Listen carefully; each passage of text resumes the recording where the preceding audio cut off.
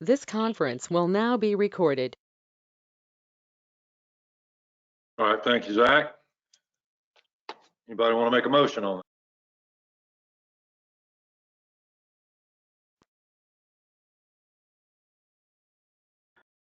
it? Is King, I'll make a, Zach, uh, go ahead, Mike. I'm sorry.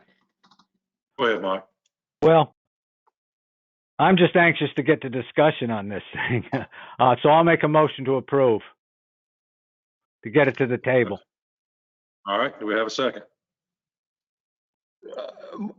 Zach, in the beginning of your discussion, you're recommending selecting Summit Designs, but down down underneath there, scroll on down, it asks the board to select a firm.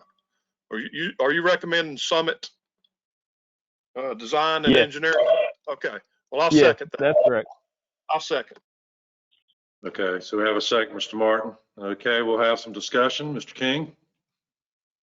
Yeah, in this process, I agree we need to do it because our ordinances, while they contain all the information that we have and we change it as necessary, it is difficult to use. And is this contractor going to have any input with the planning board or any members of town staff on this thing, or do we end up getting a finished product that we have to sort through and carefully monitor to make sure they haven't left anything out?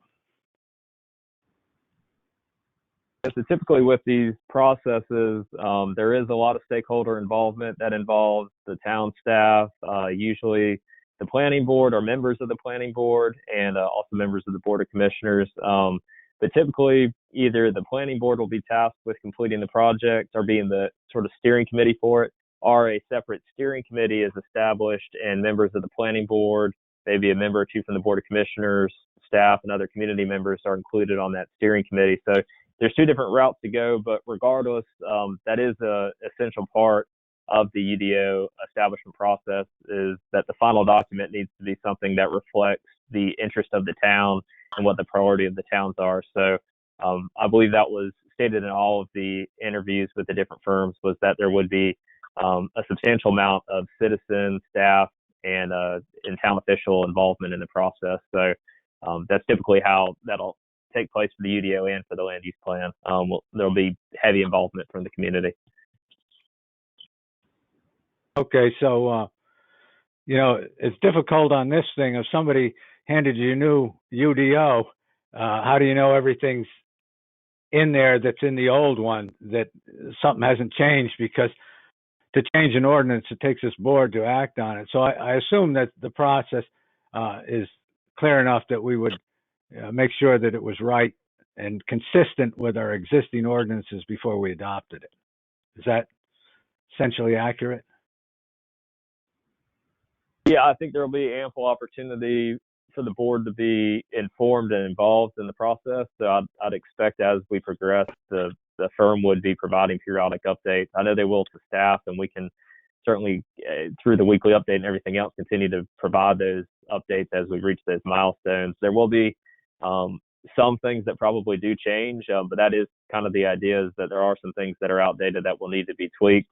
But obviously everybody will be kept in the loop and informed on what those changes are as we progress through the project. So. Like what things would be changed? I just totally unfamiliar with this process. Well, there's different approaches to how we look at some of the processes, maybe for instance, for the conditional use permits. With 160D, the conditional use permit process goes away. It's a special use permit process now, so language that pertains to that. There's different processes that communities use in terms of whether they're using a special use permit process or a commercial site plan process. All those things can be worked out in the UDO establishment project. So that there will definitely be some dialogue around those processes and how we approach those things.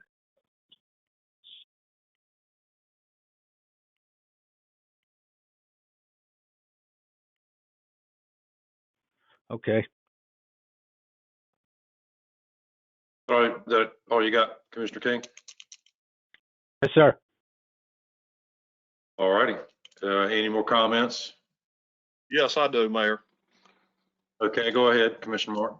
I'll be short and sweet. Zach, I don't want to veer too much from, I know the agenda reads to select a contractor, but I got one question. On the steering committee, which I'm sure once we select a contractor, we'll be discussing that in the near future. You mentioned it may be comprised of citizens.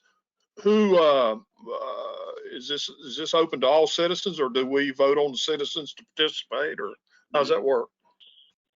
Yes, so typically in these processes, if you have a steering committee, you'll have citizens that are appointed to serve on that steering committee, but there's oftentimes workshops that take place where the general public and the community can come in and give feedback, and that's especially true in the land use planning process. So there will probably be citizens that are selected to be on the steering committee, but there will also be ample opportunities for community workshops to discuss the changes and the ideas that are being presented in the UDO. And we have had one citizen reach out so far to express interest in serving on the steering committee. So anticipate once we get some direction from the board as to how many people on the steering committee and all that, we'll probably put that on the agenda for next month, and the board can make those selections. But if the board wanted to provide some idea about how many people or anything like that this evening, that would be helpful, and we can circulate that information around so interested people can get onto the steering committee if they're wanting to participate in that. Yeah, I just want to make sure that we're always say we're like divided into 3 separate neighborhoods for Old Cape, Carteret, Star Hill, and Bay Shore.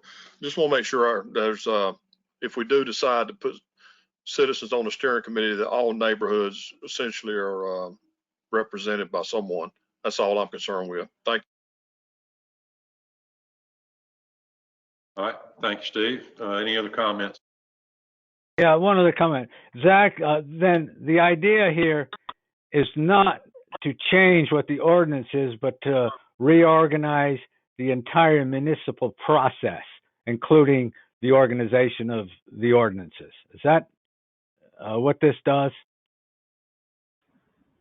Yeah, I think this is a combination of reorganizing. There's a lot of sections that are parallel references in the ordinances now. There's a lot Correct. of references, statutory references that are out of date, are not compliant with the statutory requirements.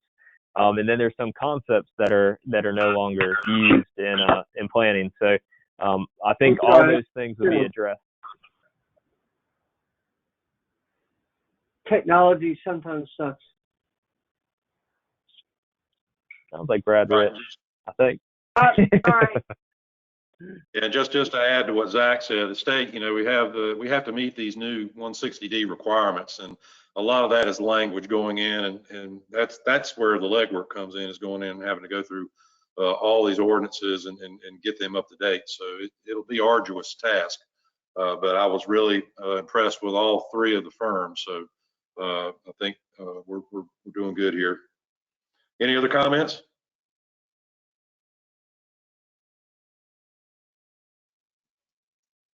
If not, then we'll call for a vote. I have a question. Zach, Mr. Waters? y'all hear me okay? Yes, go ahead, Commissioner Waters. Zach, question on this, did you suggest Summit to be the one that we go with due to the price, or they are the better one to go with? So we did have a committee and interviewed each of the firms. I think, and it was we were impressed with all the firms that submitted proposals. I want to emphasize that. Really, it was a tough choice on which one to recommend, but I do think that Summit represents the best value for the project. And I think based on the interview with Summit, we were impressed with what they had to say and what they brought to the table based off of their experiences with other municipalities and the things that they've worked on. So no, it's not purely based off of the cost, but it is nice that is the lowest cost, so that it worked out that way. So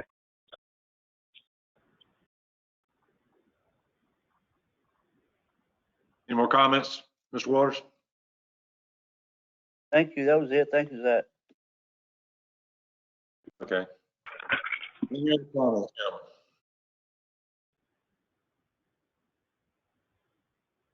All right, if not, then we'll do a vote. Roll call. I'll start with Commissioner Martin, Yes. Commissioner King, Yes.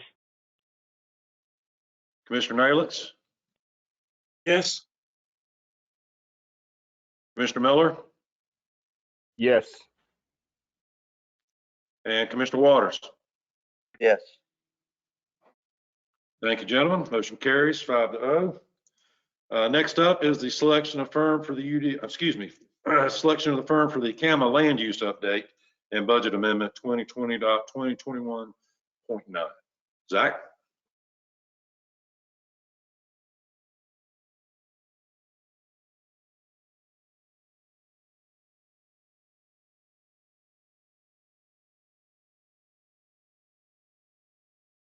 I'll be ready in just a moment. Let me find that spot.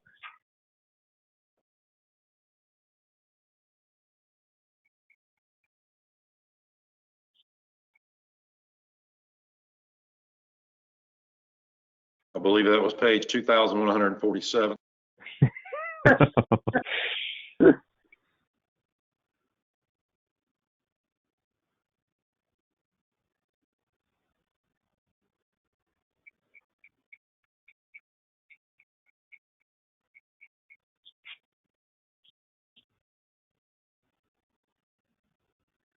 All right, there it is. Sorry about the delay. All right, so go ahead and jump into this one.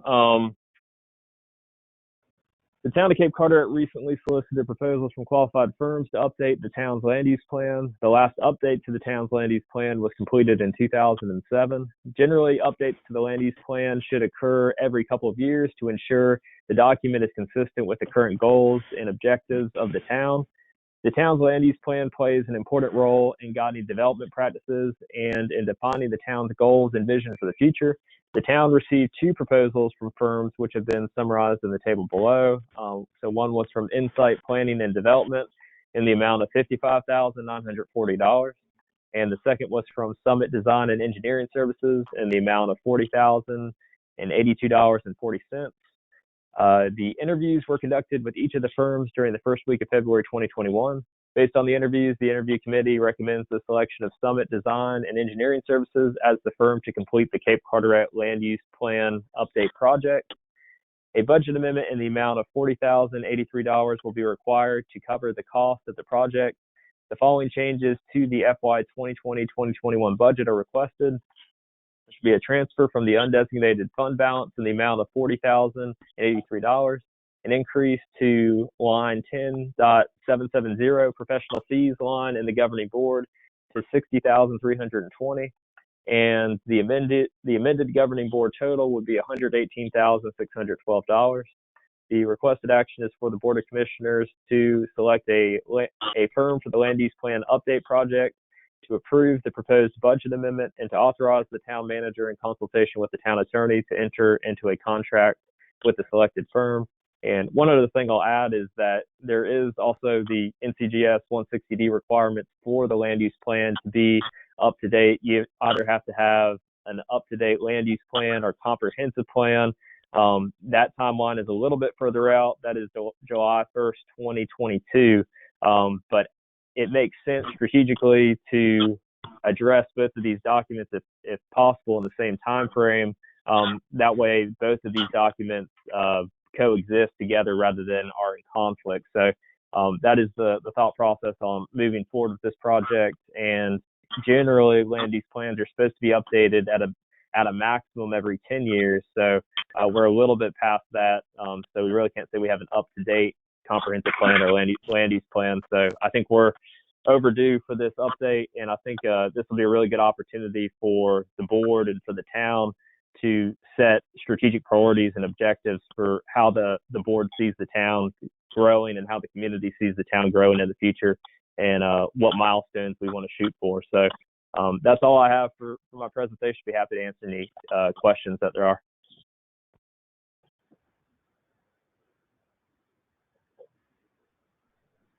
All right, do I have a motion? Mayor, Yes, sir. I'd like, I'm not don't necessarily need a second on this thing, but I wanted to say something before the motion. My motion would be to table it, and I'll tell you why. I was a part of the process of the update in 2007, and Wooten Engineering did that update, and I think the guy's name was Buddy Blackburn, if I remember right. But anyway, what we've got is a planning board that's probably never read this document, and I would venture to bet that some of the commissioners have never read this document. And what I would like to do, I'm not saying it doesn't need to be updated. What I'm saying is I would like to send this thing to the planning board for review and recommendations, so that when the contractor comes, that we have people that understand what the document is, rather than being told like what happened. The only major changes we made to the document back in 2007 is to ensure that we wouldn't get commercial encroachment in the waterfront area, and those things were put into the plan. So I'm not saying we don't need to do this. Am I still on? So you're making a motion to table. Yes. Mayor, All that's right. not, Mayor, that's not on the agenda. The agenda reads, selection of a CAMA land use, firm. I think we need to address the agenda as written that we adopted first.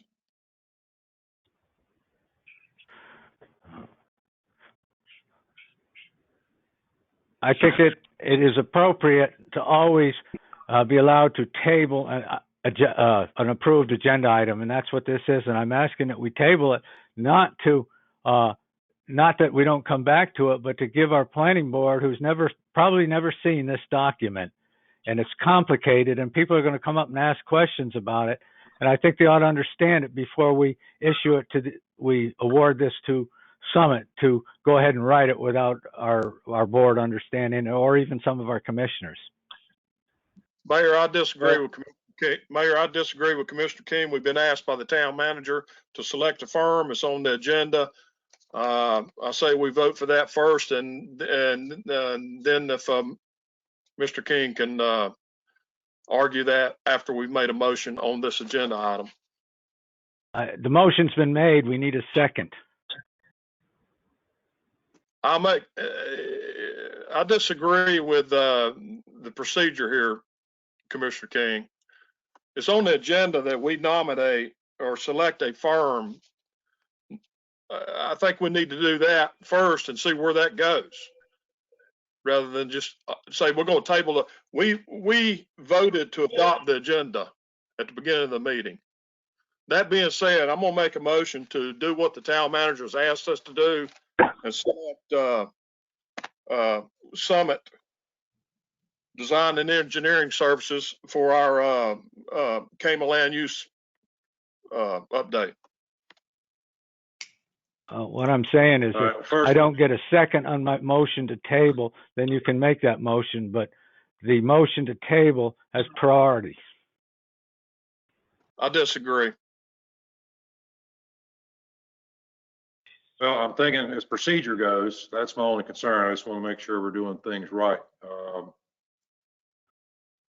I would say there again, Mike, even though we're selecting the firm, this one's not as urgent, and we will be involving everybody, and we'll be doing the same thing as we're doing. Mayor, we need to consult with our town attorney on the parliamentary procedures here. I was getting ready to do that, but I'm just giving him that this isn't going to be a rushed deal, that the boards will be able to have input and discussion on this, and it's not a great big hurry, but we are just trying to get the contractor. But let's see, is Mr. Saul on here, if you would? Yes, Mr. Mayor, thank you. Commissioner King didn't make a motion to table. If there's no second for that motion will die, and then you can entertain the motion to approve. All right, so Commissioner King made a motion. Is there a second to table?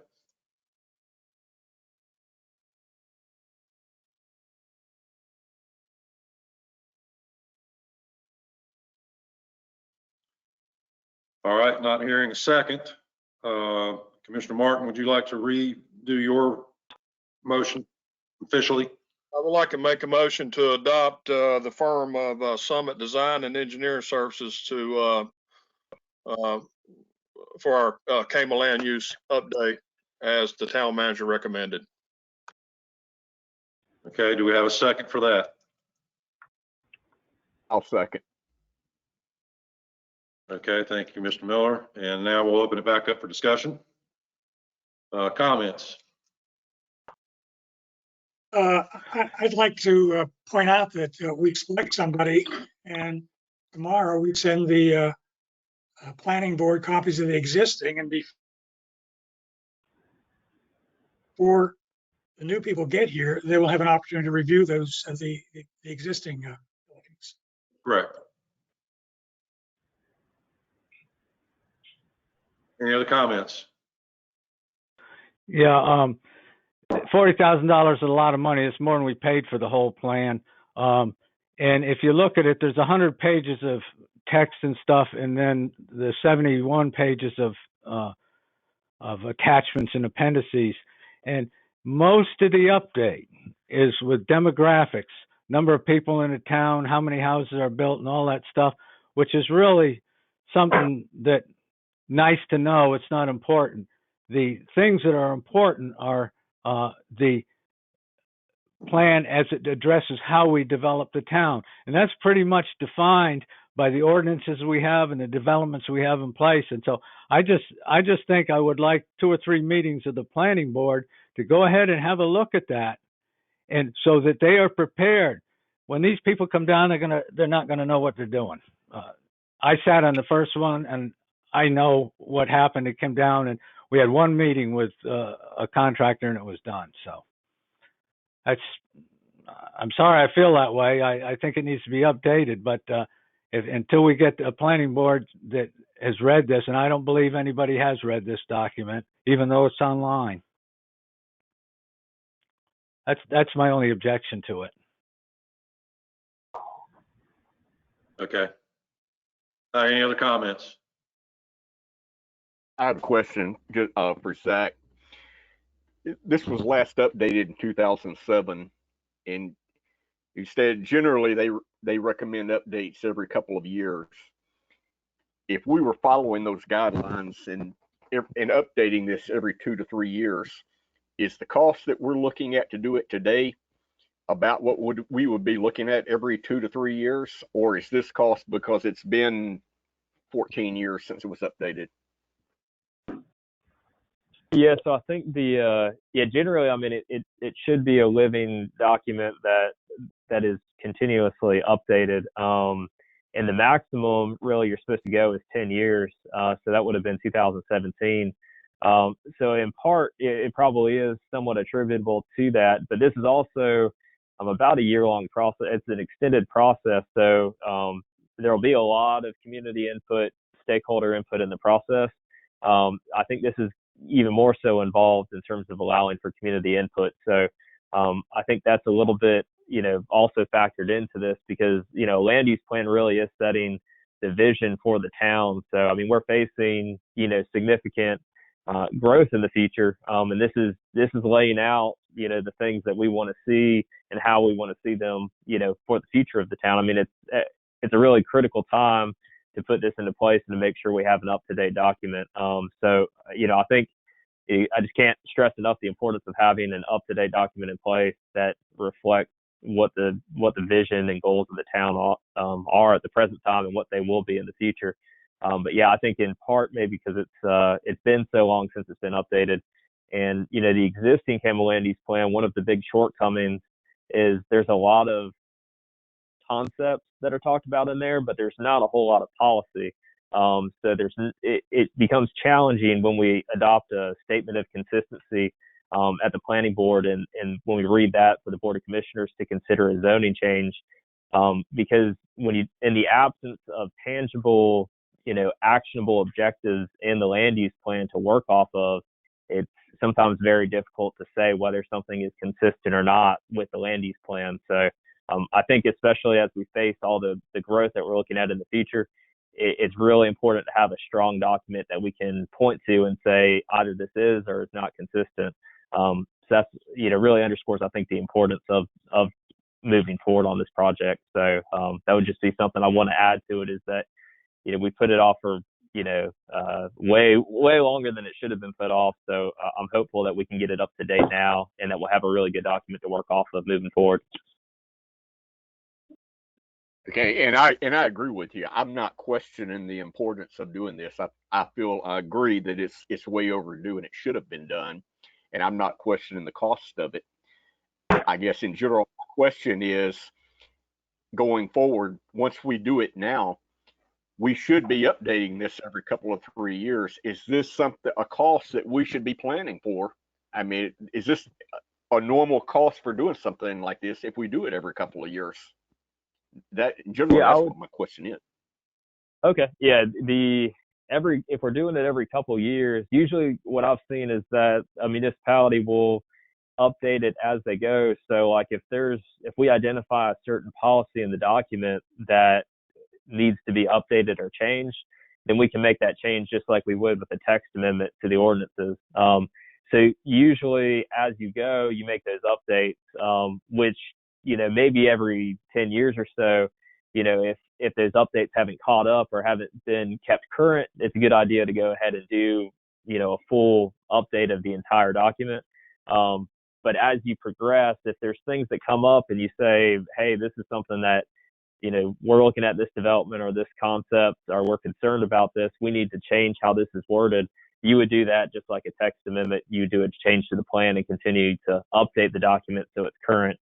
And I think, that I don't think it's been updated at all since 2007. So that's where we kind of have a lot of catching up to do to make sure, all those things that we've missed since then. But ideally, the document we end up with is one that, it's actionable items that we can point to and say, yes, this fits in the plan or it doesn't fit in the plan.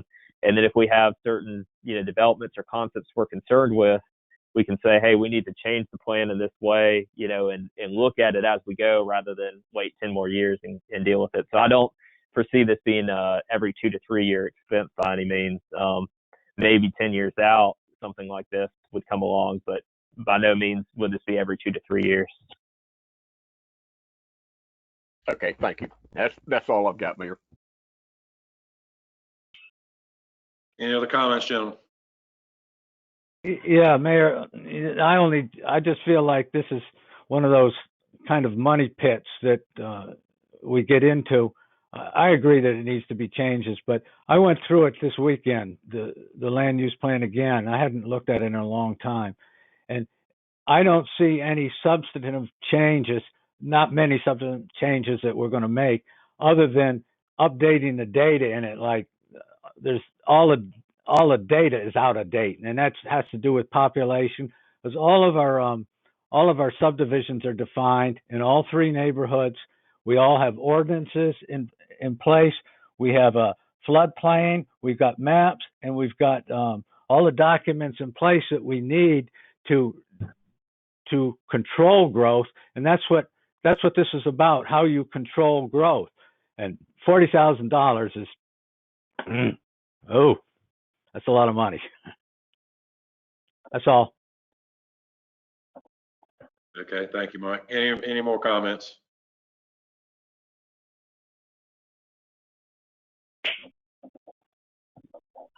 All right, if not, then we'll do a vote. I'll start with Commissioner Waters. Yes.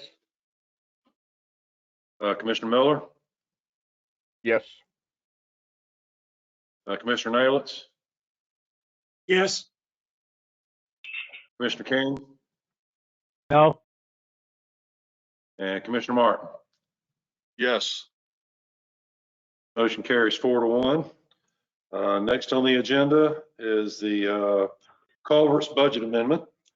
Make sure I didn't, yep, I'm right. The culvert budget amendment, 2020.2021.6. Zach?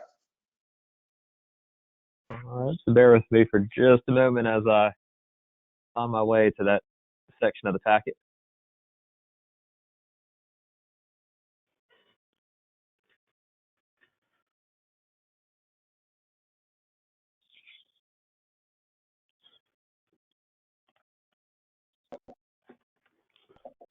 All right, at the Board of Commissioners meeting in January 2021, Commissioner Martin suggested that the board transfer $30,000 from the Motor Vehicle Special Tax Fund to cover the cost of repairing or replacing deteriorating culverts throughout the town. North Carolina General Statute 20-97B13 allows motor vehicle special tax proceeds to be utilized for maintaining, repairing, constructing, reconstructing, widening, or improving public streets in the city or town that do not form a part of the state highway system. The town has several culverts that are in need of repair or replacement, and these funds will allow the Public Works Department to replace damaged or failing culverts before a washout or collapse occurs. So the budget amendment for this particular item will be a transfer from the Motor Vehicle Special Tax Fund in the amount of $30,000, which would be transferred to 30.875, which is ditching, patching, and right-of-way maintenance in the amount of $30,000. And the amended total for the POW bill street maintenance department would be $149,345. The Board of Commissioners are asked to approve the proposed budget amendment and to authorize the town manager to proceed with replacing or repairing damaged or failing culverts throughout the town of Cape Carteret. And the attached document is the proposed budget amendment for this item.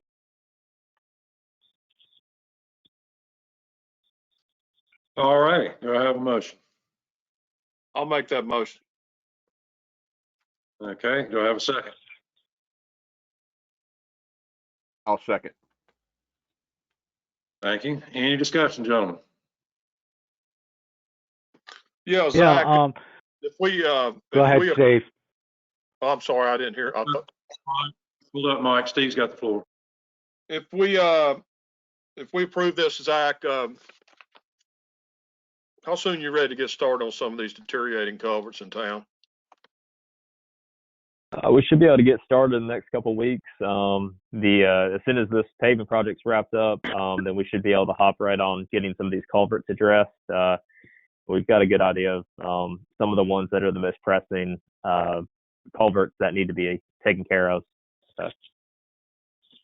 Yeah, I just got one more comment. I think this is long overdue to use these funds that we tax our citizens for. As I pointed out the last meeting, it's just been a nest egg. It's not been used to benefit the citizens. And I think this is a great chance to use these funds for something meaningful.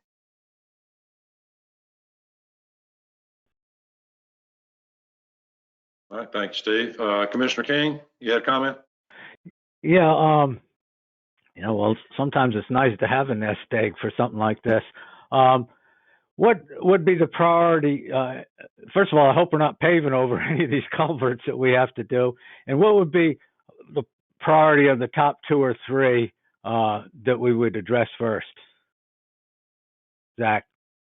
Yeah, I think first and foremost would be the culvert and the boxes on Neptune Court.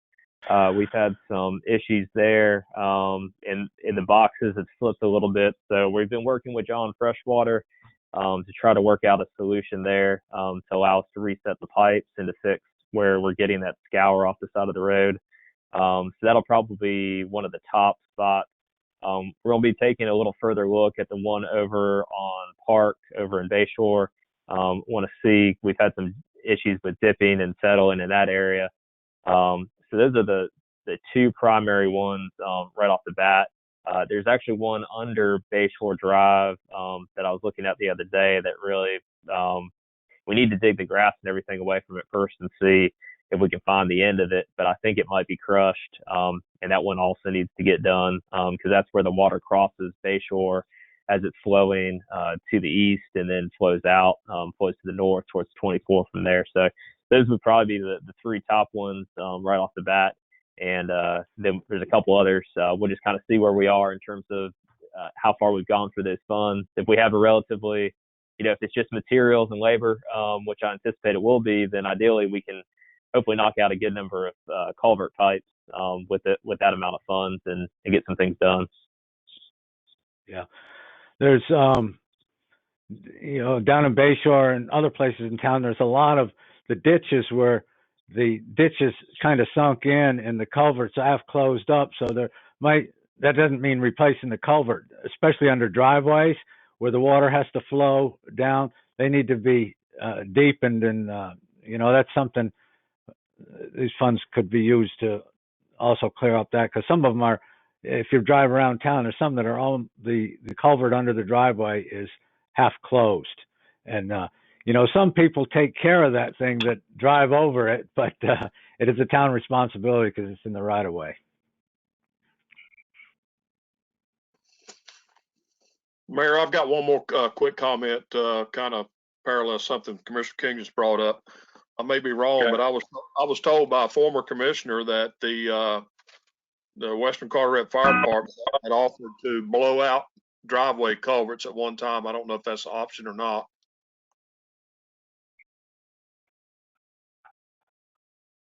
I've heard that before as well. We can certainly reach out to Chief Hunter and see if that's something they could help us out with. It'd be great if they were able to do that to help us out, and that would be ideal if we could get some high pressure on these pipes to clear them out, because a lot of them do have sediment and other things that have accumulated in them that's blocking the water flowing freely through the ditches. So.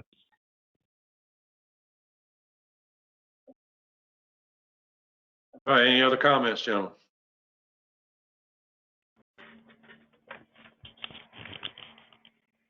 All right, if not, we'll go for a vote.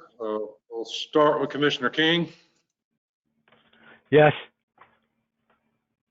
Commissioner Nalitz, Yes. Commissioner Miller, Yes. Commissioner Waters,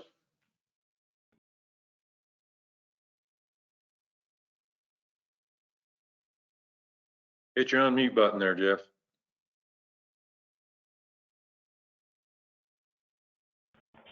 Commissioner Waters.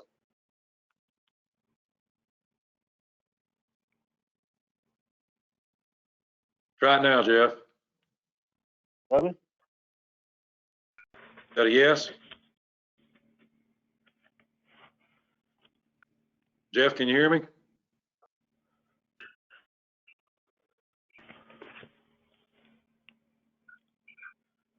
Mr. Waters, can you hear me? Yes, I hear you. Was that a yes?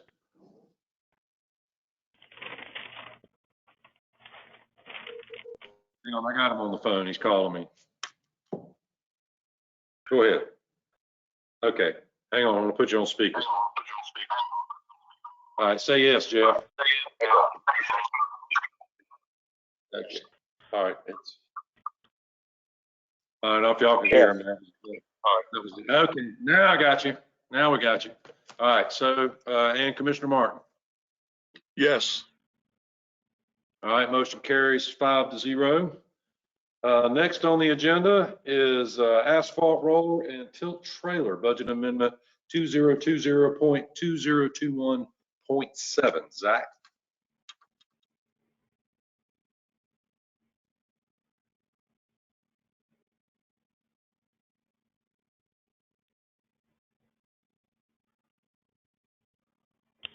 Alrighty, the Town of Cape Carteret Public Works Department has worked over the past several months to increase road maintenance efforts throughout the town. The Public Works Department's goal is to address minor potholes before they become major issues. The Public Works Department currently utilizes a tamper, which works well for small potholes. However, for larger patchwork, the tamper does not evenly level the roadway. If the Public Works Department were able to obtain an asphalt roller, the Public Works team could tackle much larger projects with greater accuracy and efficiency. The quality of the work would also increase as the asphalt could be effectively rolled and compacted to ensure a smooth road surface. Town staff are requesting the approval of the purchase of a Wacker-Newson ride-on tandem compaction roller and tilt trailer to further enhance the road repair capabilities of the Public Works Department. The cost of this purchase is detailed below, which the purchase of the roller would be $16,079.99. The delivery fee $688.78. Sales tax $1,173.81. Hoffman tilt trailer total cost $5,860.40, and the trailer delivery fee $455. and the total cost would be $24,257.98. The budget analysis is that the purchase cost of the asphalt roller and trailer is $24,258. The available budgeted funds in the Powellville Street Maintenance Department is $19,578, which leaves a difference of $4,680. So a budget amendment will be required to transfer $4,680 from the undesignated fund balance, and an increase in the Powellville Street Maintenance Department will be necessary for $4,680 to reflect the expenditure. The amended total for the Powellville Street Maintenance Department will be $154,025. The Board of Commissioners are asked to authorize the town manager to proceed with the purchase of the asphalt roller and tilt trailer and to approve the proposed budget amendment. And just a little bit of a breakdown on some of the evaluating the cost savings of purchasing the asphalt roller. When the town contracts for paving projects, we generally pay around $124 per ton of asphalt. When the Public Works Department purchases asphalt at the plant, the town pays $76 per ton of asphalt. If the town is able to perform small to medium asphalt projects in-house, the town will save around $48 per ton. And for reference, 1 ton of asphalt equals 10 feet by 11 feet of patch area at a thickness of 1.5 inches. With the current Powellville disbursement, the town could theoretically pave 5,300 feet of roadway at a width of 20 feet. So that's right around a mile of road. Not saying by any means that we're going to be able to do that much, but we would be able to cover a lot more ground than is currently covered, especially with the culvert work that we're going to be doing. It's really necessary for them to have an asphalt roller so they can effectively smooth out the asphalt they put back down. We tried on Lejeune Road with using the tamper and also on Bogues Down Drive, and we did run into some challenges there with achieving the level of smoothness that we wanted. So with the asphalt hot box that we're able to buy from Emerald Isle, and with the introduction of this asphalt roller, we would really be able to tackle a lot of large jobs compared to what we've done in the past and really cover a lot of roadways in the town. So I think this is a really good investment in being able to tackle a lot of our pothole issues and address the pothole issues when they're basketball size as opposed to taking up half the roadway. So hopefully we can move forward on this purchase and be happy to answer any questions about the proposed purchase and budget amendment.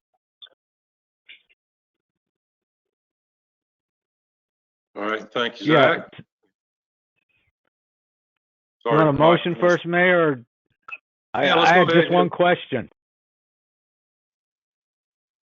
Go ahead. Yeah, the question was, I assume that the weight looked light of 2,964 pounds. It looked light. And some of those earlier models used to have water-filled rollers in it. I don't assume. I just want to make sure the trailer's big enough to handle the weight of that. And as it's spec'd here, it is.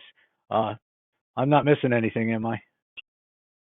Yeah, we specifically, when we reached out to get quotes on this, we sent them the specs on the roller just to make sure that what we were getting was going to work.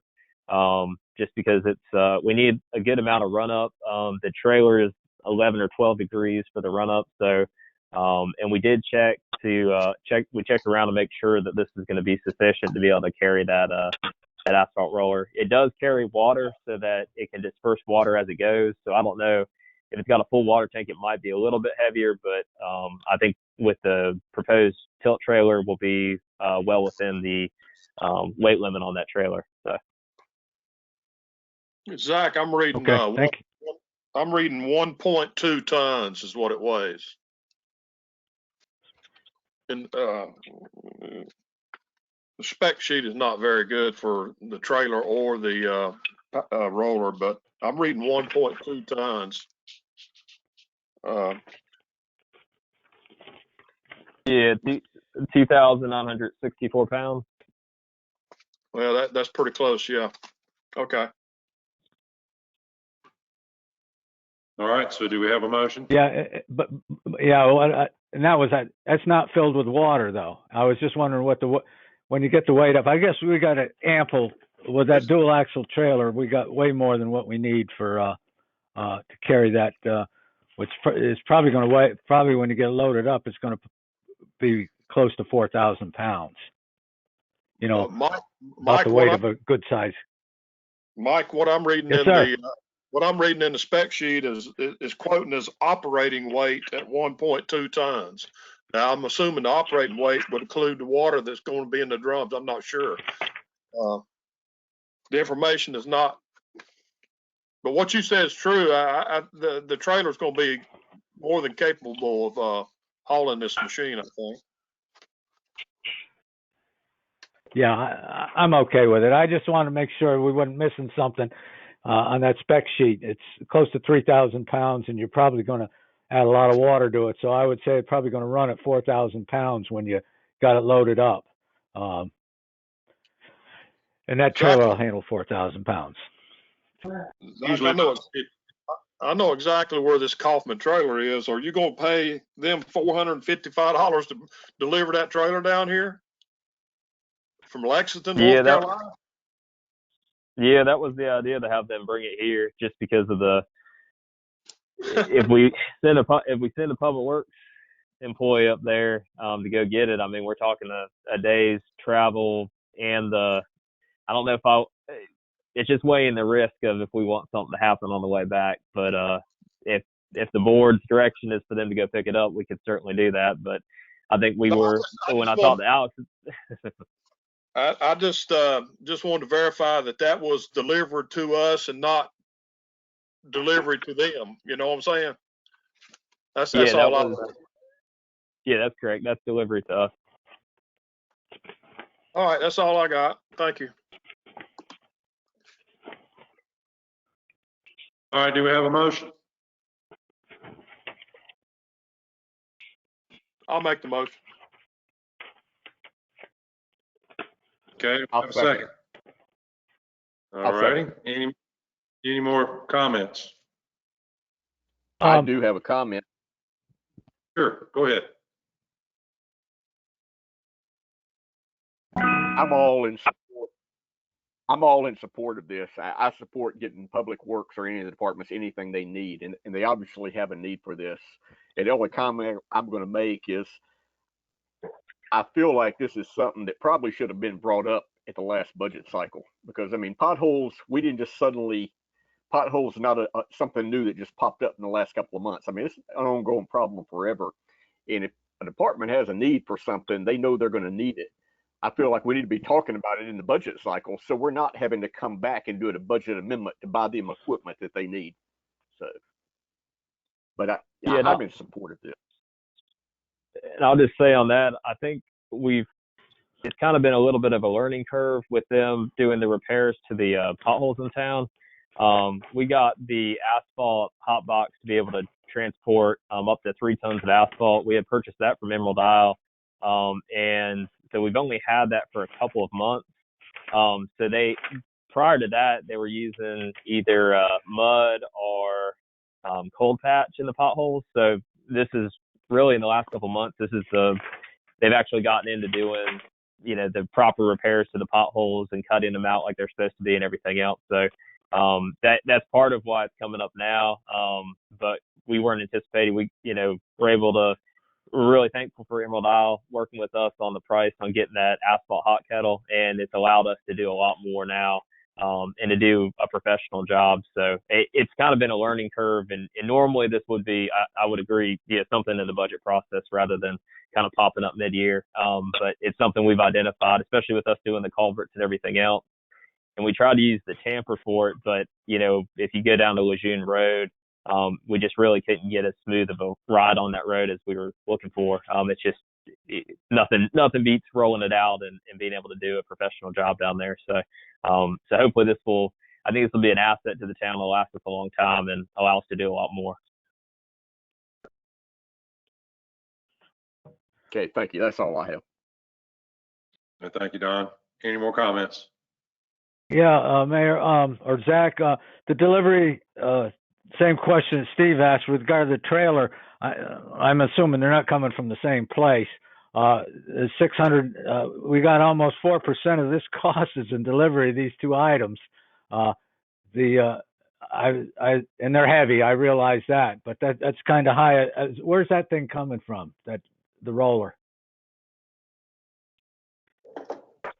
I'm not sure exactly where I know it's factory shipped. I don't know where that distribution center is, but part of that is, and we had weighed in our options. We talked about using the backhoe with the forks on it to get it off the truck, but I really would just rather not risk it, and I'd rather them use the lift gate on the truck and do that delivery for us.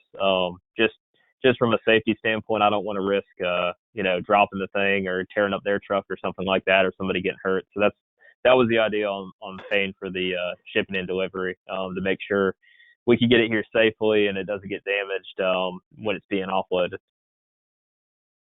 Yeah, if they're delivering it, they're responsible for getting it offloaded, not us. That's the point I'm making. And Correct. Okay. All right, any more comments, gentlemen? If not, then we'll go ahead and take a vote on it. I'll start with Commissioner Miller. Yes. Commissioner Waters, Yes. Commissioner Nalitz, Yes. Commissioner Martin, Yes. and Commissioner King. Yes. Motion carries 5-0. All right, next up is the consideration of a text amendment to the planning board ordinance. Zach.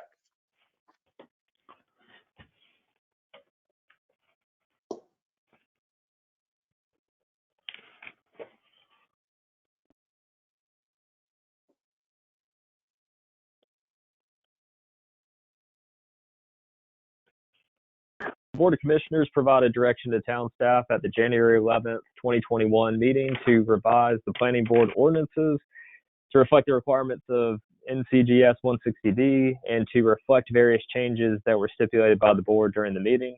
The requested changes have been made to the planning board ordinance in consultation with the town attorney. Consistent with the town's charter, the terms have been staggered to ensure that all terms will not expire at the same time in the future. The town has also reached out to Carteret County to request an ETJ representative appointment to the planning board, and the requested action is for the Board of Commissioners to approve the proposed amendment to the planning board ordinances. And the attachment is the red line changes to the ordinances, and those changes were made in consultation with the town attorney, and you can see those here on the screen, the areas that have been changed.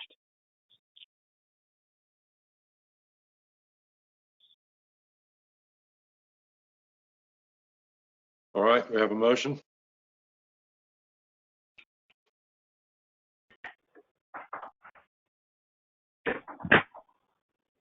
King, a motion to approve. All right, we have a second. Second.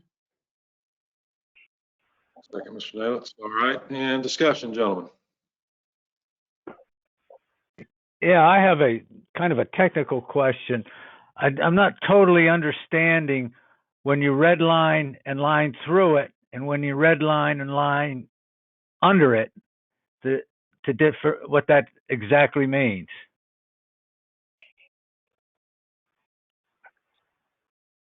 And I think if it's been struck through, it's been deleted. If it's got an underline underneath it, it's been added. And maybe Brett can help on this, but I think the reason that it might be red and blue is that we did 2 different rounds of edits to this. So I think one showed up as blue, one showed up as red. And it could be because I was editing some and Brett was also editing some as well. So that's probably why it shows up like that. But if it's got a line through it, it's been deleted. And if it's got an underline, then it's been updated by Brett or myself. That's correct. Yeah, then the line through is deleted text verbatim from what was in there. That's correct. Right. Okay.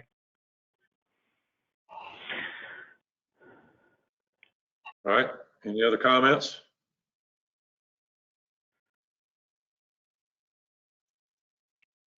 If not, we'll do a vote. I'll start with Commissioner Nalitz.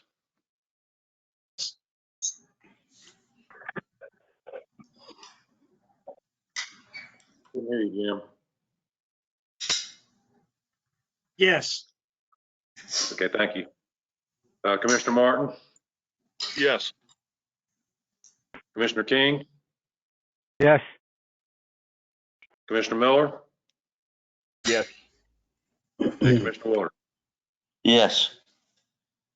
All right, motion carries 5-0. All right, next up is the appointing of the planning board members.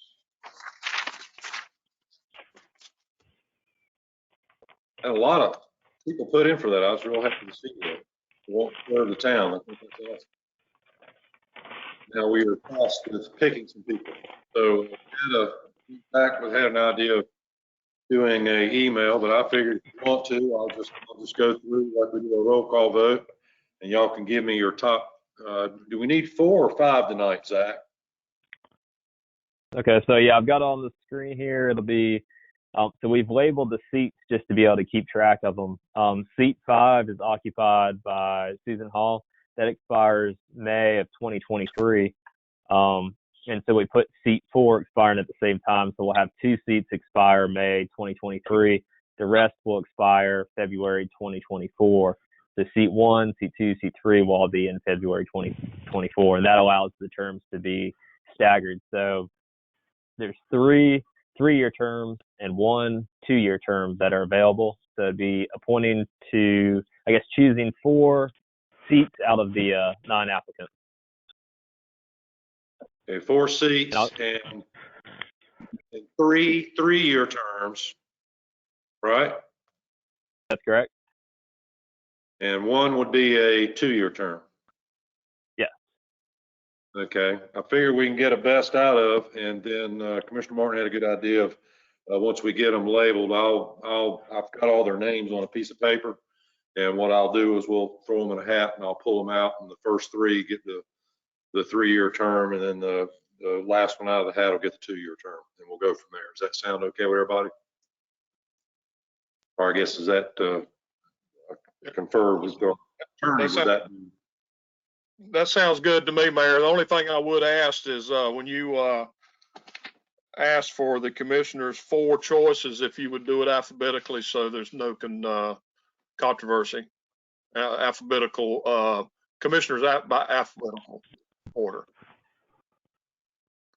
to give theirs alphabet. Oh, okay. I see what you're saying. In order of presenting. Yes, that eliminates possible controversy. Thank you. Okay, I can do that. So is everybody okay? I just want to get a consensus that I'm just going to ask you guys. I'll start in alphabetical order, and y'all just give me your choices. You have a question? So how? Just before we get started, this is a nominating process rather than or appointment process rather than like an amendment where we vote yes or no. The 3-year terms and just 1. And 1 for 2 years. The other one, so it should end up when you have a full board, it'll be 3 and 2. Correct. 3 people having 3-year terms. Okay. Right. Okay. Yeah. That's fine. Okay. Now explain how you want to do this, Mayor. I didn't quite understand your process. Well, what I'm going to do is I'll ask, unless somebody's got a better idea, I'm just going to get you guys. I'm going to actually we would start with you, Commissioner King, to give me your top 4, and then we'll see what the other commissioners got, and then we'll go from there. Now, do you want them in order, or you like my first choice and second choice, or do you want them in any order? It doesn't matter. Just your top 4. If you want to do them top order, if y'all guys want to do that, you can. Top 4 is all you need. Top 4, okay. Everybody okay with that? Okay. All right, so Commissioner, we'll start with you. Williamson, McInerney, however you say that name. McInerney. Okay. Fitzpatrick. and Whalen. And Whalen. Okay, so you're saying Williamson, McInerney, Fitzpatrick, and Whalen. Fitzpatrick is not on that list. Yes, he is, Jim. He was to best of I remember, he applied Friday. Right, but I mean, he's not on the list on the screen. Oh, okay. Yeah, I see it now. I missed him. Okay. Okay. Can we add that right quick, Zach? We was trying to go through them right before the meeting, and that's my fault if he got missed. I was trying to make sure I got everybody.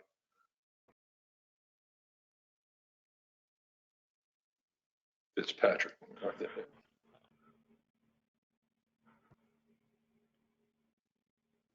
Apologize if any of the names were spelled wrong. The mayor and I were just created this table right before the meeting real quick. So apologize in advance if there's any misspelling. That's what I just, yeah. If it's misspelled, it's my fault. Trying to trust my memory is not a good thing. All right, so we got him on. Okay, Neil Fitzpatrick. All right, so just to reiterate, Commissioner King, your choices were Williamson, McInerney, Fitzpatrick, and Whalen. Yes. Okay, so next would be Commissioner Martin. Yeah, I'll just make one brief comment before I do my selection. I absolutely know none of these folks except for Paxton Holtz. I'm just glad these people stepped forward. This is not an easy thing to do. My four choices is Cameron Watts, Bruce Williamson, Paxton Holtz, and Chuck Jinks. Okay, just to confirm, your selections are Watts, Williamson, Holtz, and Jinks. That's correct. All right. Next up is Commissioner Miller.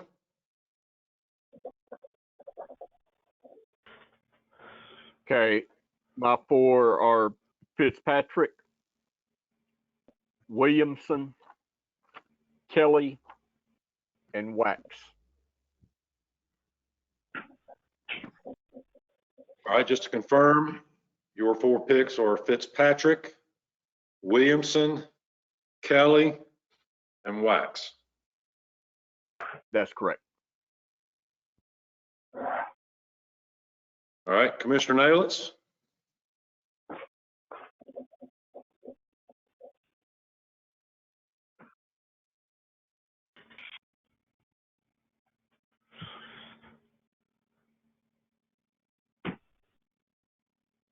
Jim, cut your mic on. Can't hear you. Sorry. It's okay. Go ahead. Chuck Jenks, Sylvia Stanisic, Cameron Watts, Sarah Wax. Okay, just to confirm your picks is Jinks, Stanisic, Watts, and Wax. Correct. Okay, Commissioner Waters.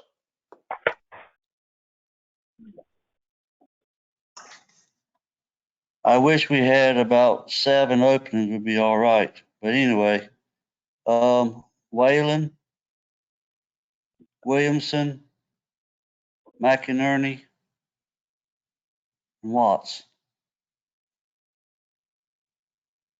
Okay, so you picked Whalen, Williamson, McInerney, and Watts. Correct. All right, so Zach, help me out here. Do a poll. See who came up. Let's see, I got Williamson's. Williamson was a pick by everybody. Yeah, so Williamson, and then looks like Watt had 3 different votes, and then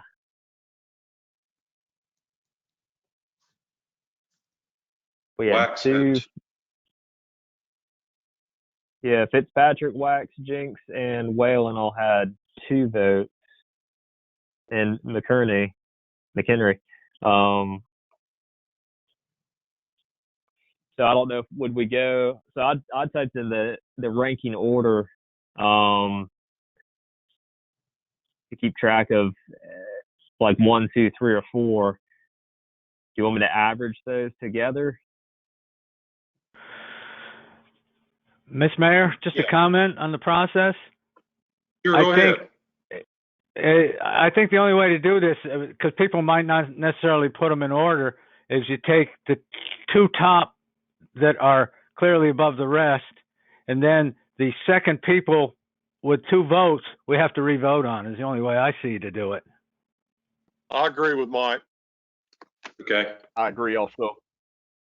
All right. So we got a consensus, I think. So we got Williamson and Watts, who were the leading vote getters. So we got 2 there, right?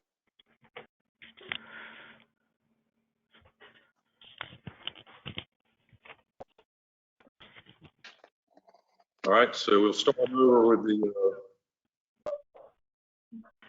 who's the next one's, Zach, in order of votes that we need to bring up. So we've got Whalen, McHenry, Jinks, Wax, and Fitzpatrick all had 2 votes. So I guess it'd be between those. If I'm understanding, that's how y'all want to do it. Right. So we need to pick 2 out of those 4, correct? Yes, that's correct. Whalen, McInerney, Jinks, and Wax. All right. We'll Yes, start that's again. All right. We'll start again in alphabetical order. Commissioner King.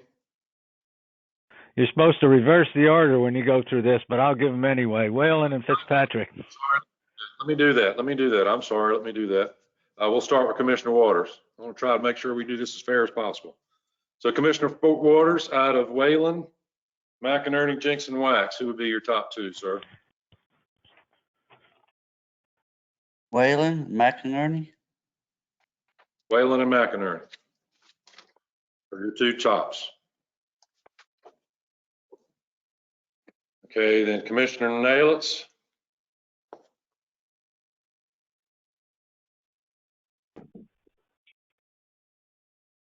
And hit your mic button, Jim. Try it again. Yeah, I'm too busy with my cheat sheet. I understand. Wax and Jenks. Okay, Nalitz. So yours is Wax and Jinks. Correct. All right. Commissioner Miller. Wax and Fitzpatrick. So you have Wax and Fitzpatrick was not on the list. I thought he had 2 in the first go around. His name's still up there. Okay, so you're Good. I'm sorry. So Fitzpatrick and Wax are your choices. That's correct.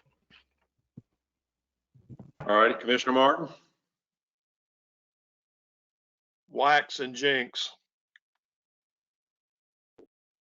Wax and Jinks for Commissioner Martin. All right, so we have Wax with a majority on that. 3 votes. I'm sorry, don't forget your King. I'm sorry. Commissioner King, I'm trying to write this down and think at the same time. Commissioner King,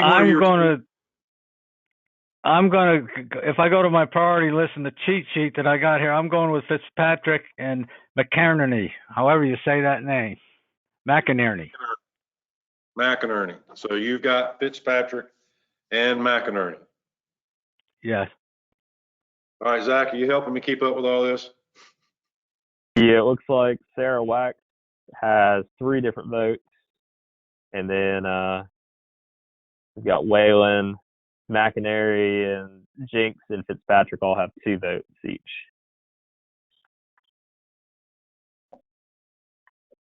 So do we go to a third round of voting then? I say we Yep. do a third round between those three. And so Wax is on. So now we have picked Williamson, Watts, and Wax. All right, so now we have Whalen, McInerney, and Jinks left, correct? Mr. Mayor, I Yeah, think and I guess Wayland only got one I think- vote. Hang on, so was that, who was speaking? Was that, That was Brett DeSelms. Wayland only got one vote, so he would be stricken out, and it would just be McInerney, Jinks, and Fitzpatrick for the third round. okay, McInerney, Jinks, and Fitzpatrick. Yes, sir. just a second while I create another, let me add another column. Okay, add another column, and we're picking one. We'll pick one this time, right? Yes, that's correct. Okay, I'll start in the middle of the list. We'll start with Commissioner Martin this go round. Out of those, who would you like, sir? Jinx. Commissioner Martin has picked Jinks. Okay, next is Commissioner Miller. Fitzpatrick. Fitzpatrick for Commissioner Miller. Commissioner Nalitz.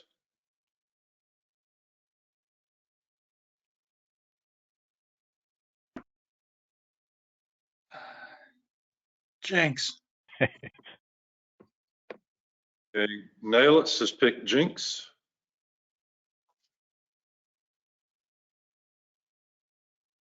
And Commissioner Waters.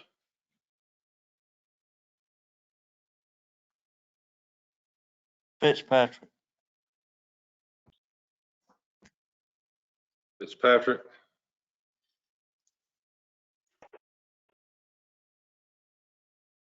And Commissioner King. Fitzpatrick. Fitzpatrick for Commissioner King. All right, so what do we end up there with, guys? Is that Fitzpatrick the winner? Yep. Yes, that's correct. All right, Fitzpatrick is the winner. All right, so let me pull these names.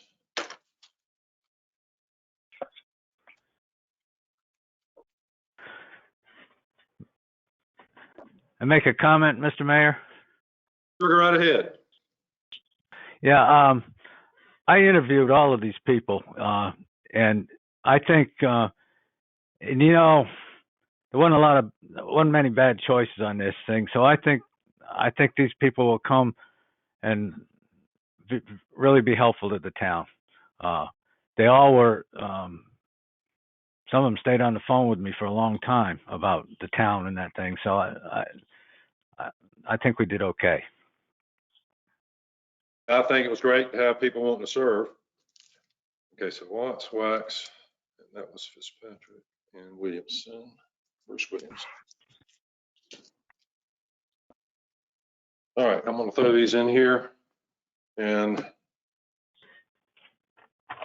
first thing we pick out will be the 3-year terms. Last one will get the 2-year term. All right, so Zach, you ready? Write these down. Yeah, hold on, let me, I'll add another column for this too. And we'll just enter the table into the record. All right, thank you for your patience, gentlemen. Just let me know when you're ready, Zach. I got the first one. All right, let's see.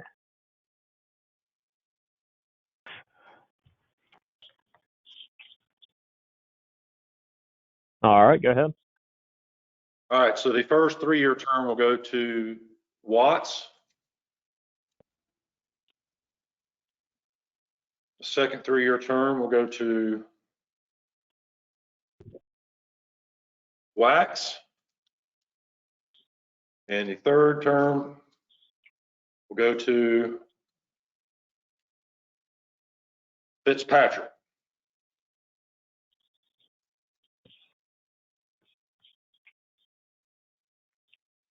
So Watts, Wax, and Fitzpatrick are the 3-year, and Williamson will be the 2-year. Congratulations. I assume you'll let them know. Yes, we'll let everybody know. All right, thanks, guys. That was great. All right, so now we move on to the next item on the agenda, which is,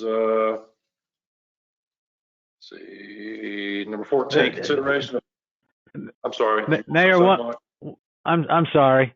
Pop that last one you had up there, Zach. Didn't Williamson make it on the first vote, or did I have that wrong?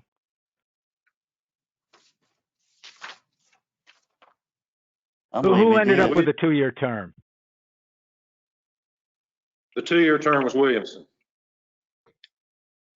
I thought he made it on the first go round. So wouldn't he get a 3-year term? He was the only one with 4 votes. Yeah. Y'all want to check? I just pulled him out of a hat. Oh, okay. I didn't understand the process. Okay. Yeah, I thought it was by whoever got the most votes would get 3-year terms, and that's fine. Now I understand the process.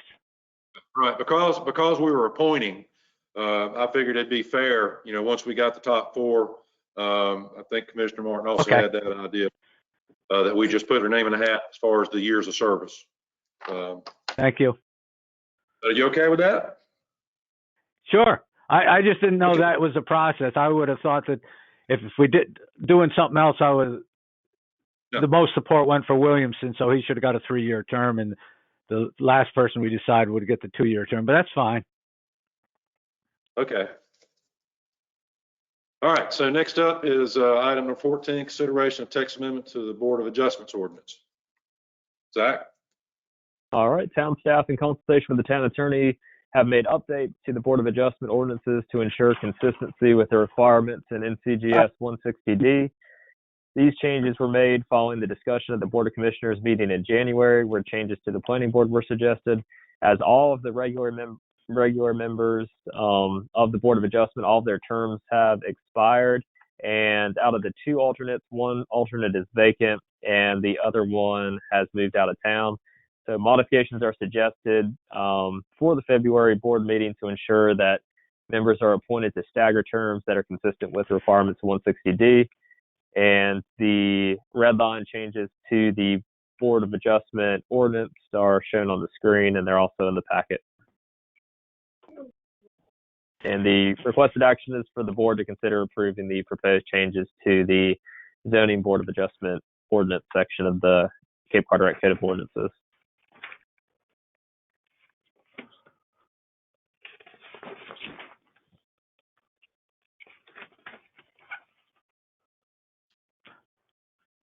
All righty, do we have a motion?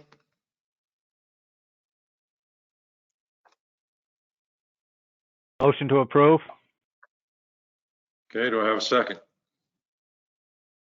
Second. Okay, thank you. Any discussion? The only comment that I would make is I think we did well, and just these people sometimes don't have to meet very often, so that turnover on this board isn't as important as it is on the planning board. Sometimes they meet just once or twice a year. I would suggest also that when these boards get together, even if they're not meeting, they have an organizational meeting to meet everybody on the team and talk about and elect a chair. Okay. That's all. All right. Any other discussion?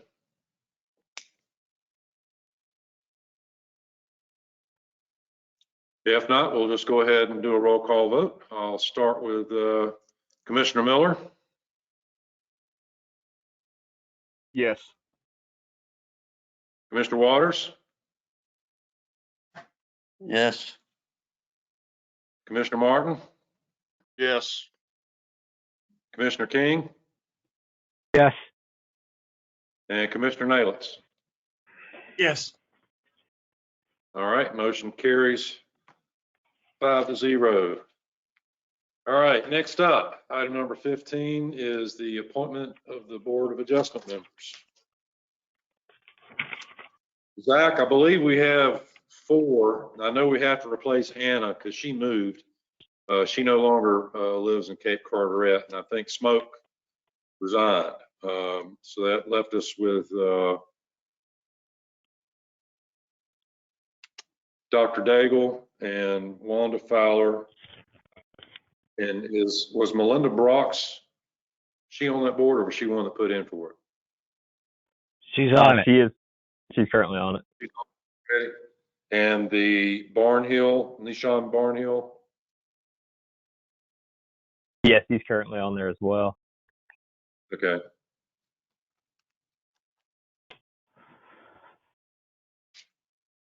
So I would say there again, unless there's an objection, we've got these 4 here.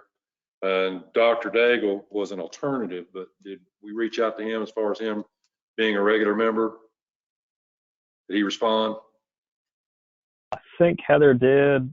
I don't think he had a preference one way or another. I think he he said was. whatever we needed, he would do. Okay. So I would suggest that we get these 4, and if we need another seat, we can put a notice back out and see if some of these that put in for the planning board want to be considered for this board, or see if we get some more in. Unless someone has a better idea, I'm open. Any comments, gentlemen? Mayor, this is Mike. Yeah, I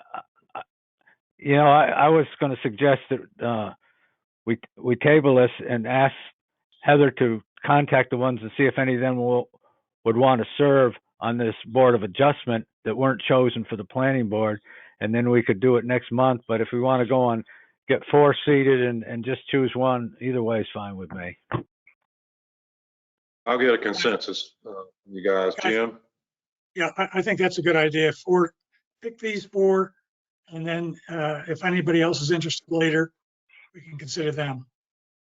Okay. Commissioner Martin?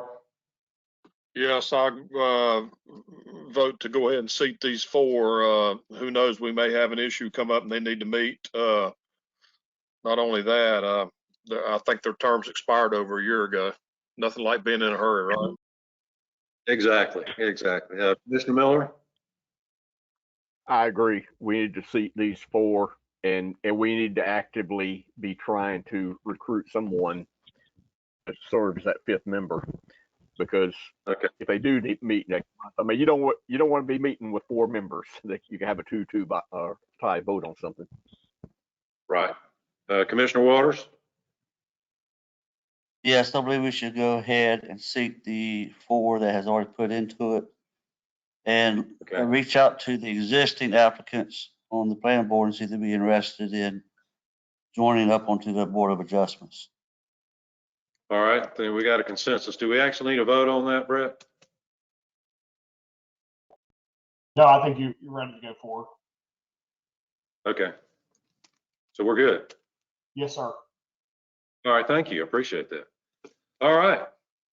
Next up is the discussion of the Sutton Drive flooding issue. Zach.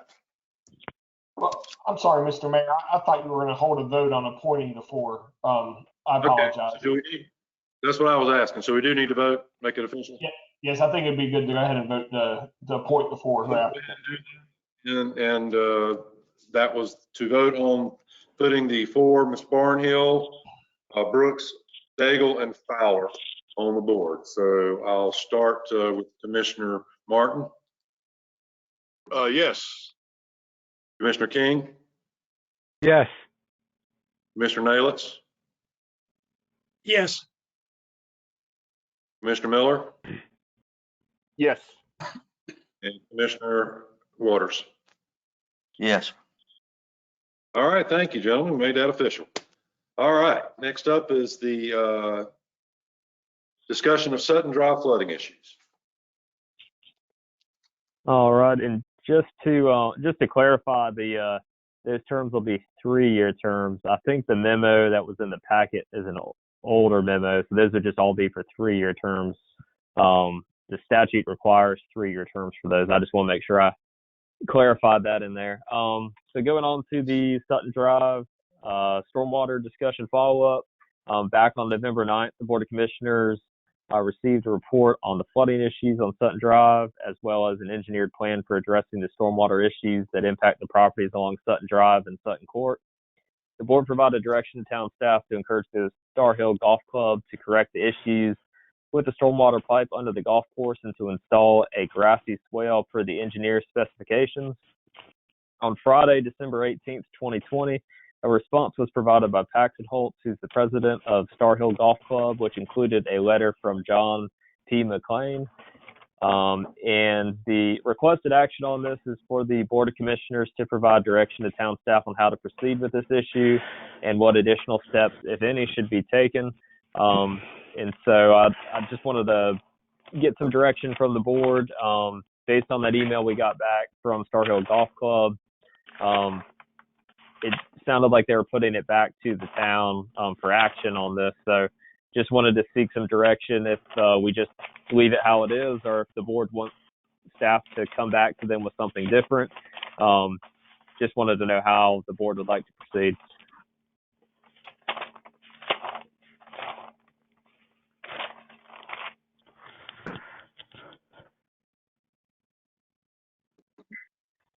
I'm just going to open this up for comments if anybody's got anything they'd like to. Everybody's read these letters and opinions and engineering reports. So as a conversation, if anybody's got any comments or any suggestions, I'd just like to open the floor up.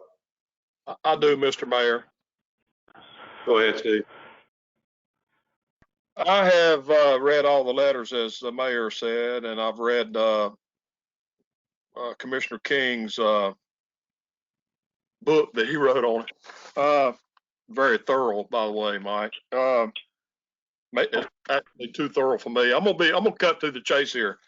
Zach, what is the quick fix that we as a town can do to help eliminate this issue? Now, I'm gonna say this: the worst thing we can do is nothing. And you, all people, you were there the day that the flooding took place. I'm looking for a fix that we can do as a town to help these citizens out without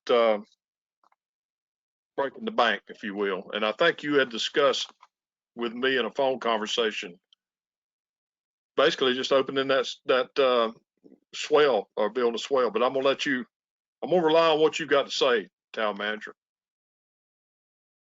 Yeah, so going back to what the recommendation was, or what was requested back in November, when we all talked about it back then, there was three different options that we were discussing.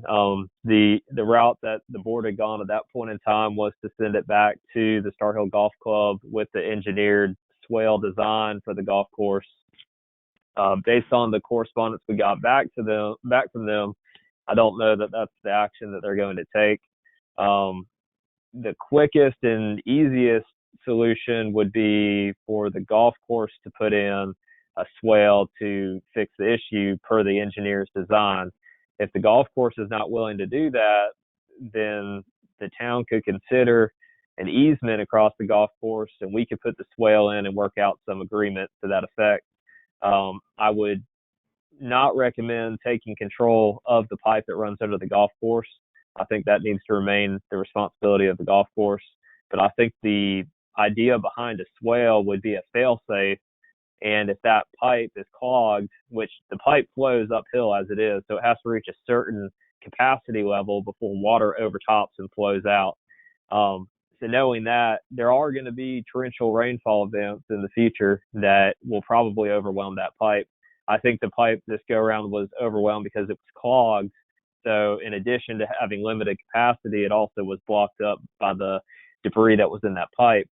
I would definitely not recommend the town take control of that, because I think the pipe probably needs to be reset. And so if we're looking at it from a cost standpoint, the cheapest cost would be to dig a swale across the golf course, put down grass just like the golf course has there, and allow, basically that would be another hazard on the course. And I'm not a golf expert or anything like that, so that would be up to them how they would want that to be.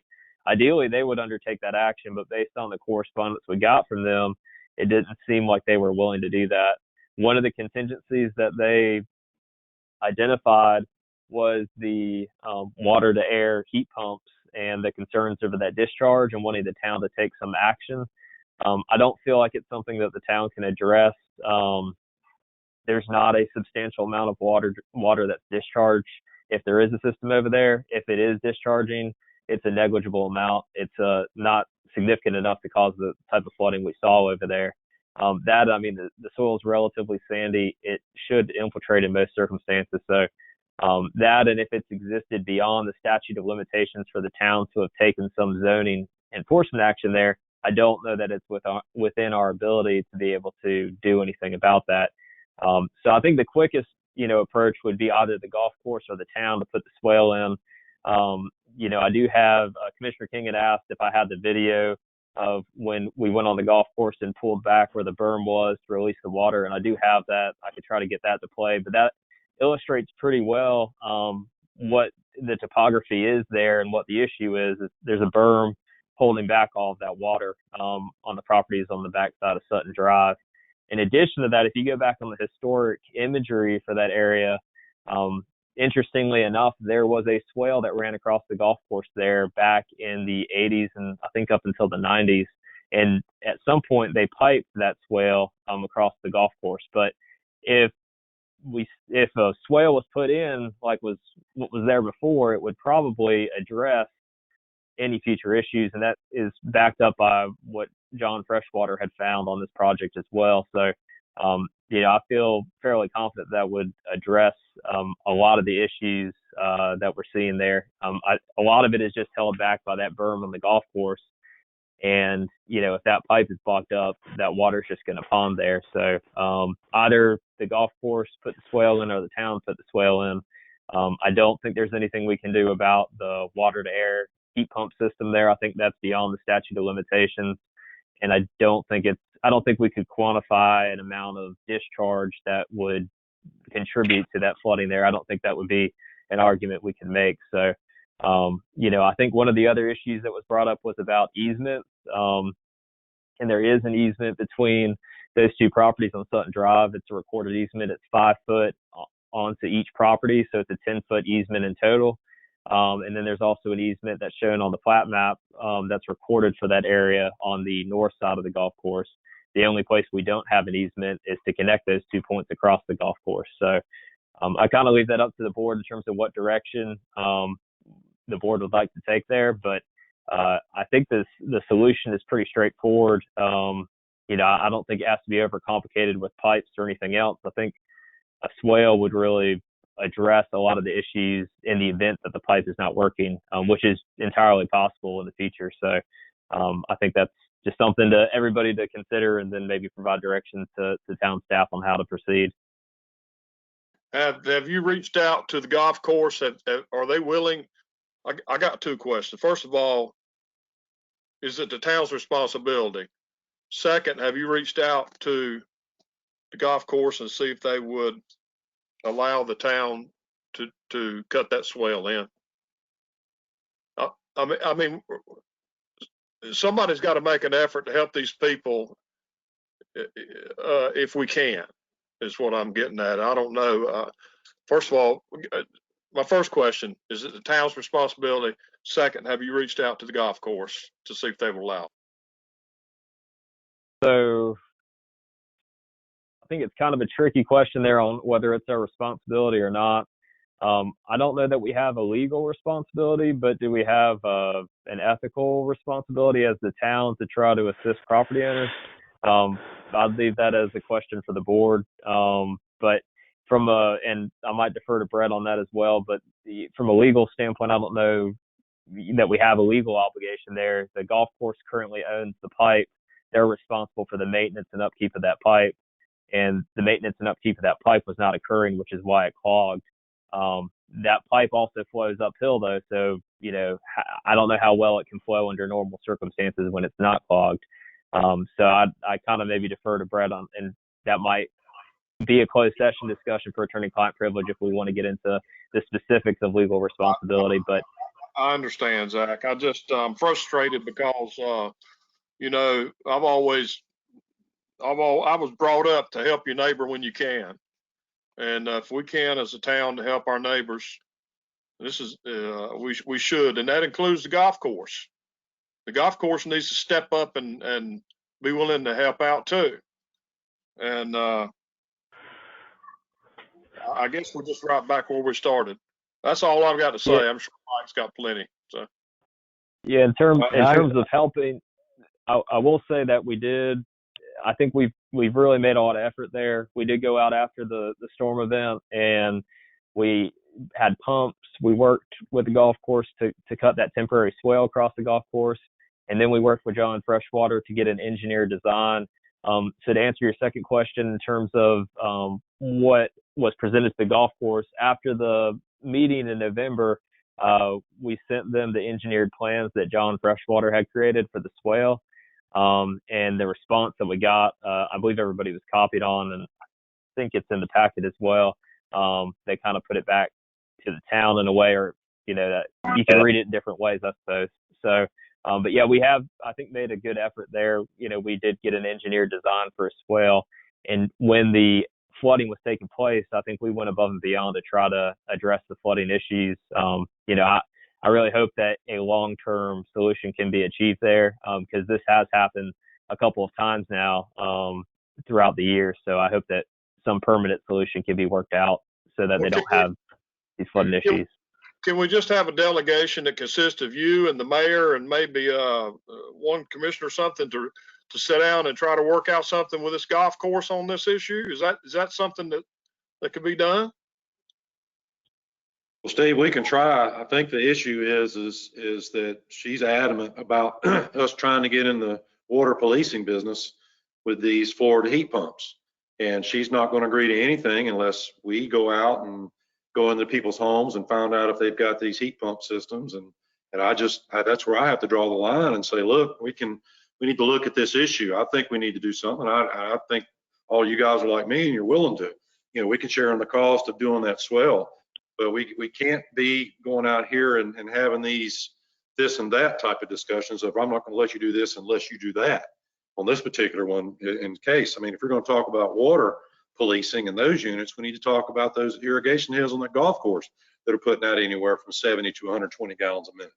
So, if you want to go there, but I think we should be able to talk to them and say, look, I don't mind. I think if we get a good cost estimate to begin with of what it would cost to cut that ditch across there and get it back pleasing to the eye enough for the golf course and meet them halfway on that. I don't think necessarily we would need to demand an easement or right of way. We just go in and help them get that established, but we got to get them to, be realistic in the expectations of what we can do.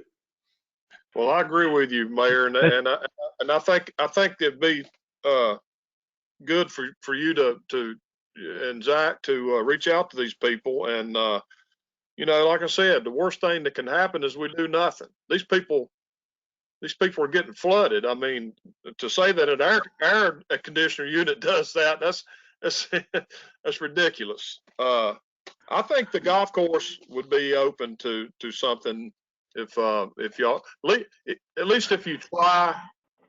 That's the main thing. If we try and fail, then we can chalk it up to, at least we tried. That's all I'm concerned with. Just try something. Mr. Mayor? You go ahead, Mr. King. Okay, a couple things. Take that, as two people have alluded to, I did the calculations on the heat pump, and that is not an issue. That's like taking a cup and trying to fill the ocean with it, okay? It is so minor that it makes no difference. Number two, the water coming from Sutton Drive and the houses over on the south side of that is flowing to the golf course. And originally, as Zach said, that was a ditch that carried it over to the other side. If you can get the water from where it is on the south side of the golf course to that first drop in the box on the north side, it'll flow to Pettifer Creek like a river, okay? There's that much elevation in it. Now, you don't have a whole lot of elevation, but you do have some. Now, I talked with John Freshwater, a swale, and even making that swale even a little bit longer And I wish you'd show the video if you could, Zach, so everybody can see that. I don't know if everybody's seen that. It really shows what I'm talking about. Can you do that? I have, just to let you know, I talked to a couple of people on Sutton Drive this weekend, and he was showing me pictures of, his cars were underwater. And so, yeah, I think we're there again. We're trying to make an effort here, but maybe, Zach, if we could get a consensus from you guys that if we could, I guess, number one, if we could get just an estimate of cost of what it would cost to just dig that swell. It can't be that much, a few $1,000s maybe. And maybe we can send the golf course a letter stating that we would be more than happy, to share in this cost, but they're going to have to give up this demand of us wanting to get into the water policing business. And making sure that we've got everything on the egress side of that golf course heading out to the creek, is okay. And if we need to do any upgrades or any type of improvements there, we need to go ahead and be getting on that, planning for that in the next year. Well, I think that's not an issue right now, but with all the trees growing in that easement, it might be an issue down the road. We might have to address that. But I think the water flows to that thing. They put in a system that took the ditch out. I think the golf course bears a major responsibility for putting the swale in, and run that video just to show them what happened that day.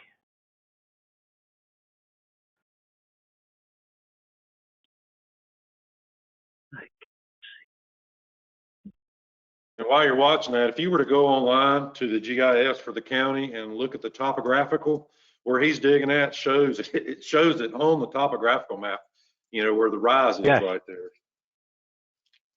It shows where the rise is, and it also shows on one of the early ones exactly where that ditch went that was in there prior to this. And back then nobody knew if there was a problem. Nobody would know about the problem because there was no houses down there until after 2000.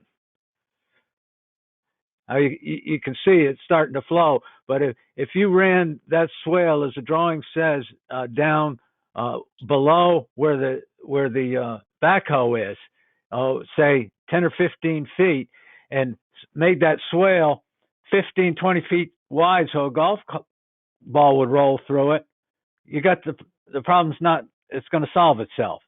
Now, there's other things you could do. You could put a drop inlet box, because right now those little catch things that they have don't get any water in it very fast. It's like pouring water through a real tight sieve. It won't go through fast. It won't pour in fast because the grade on it is so small. So the swale would, I definitely agree with John that the swale, but you could even improve it more.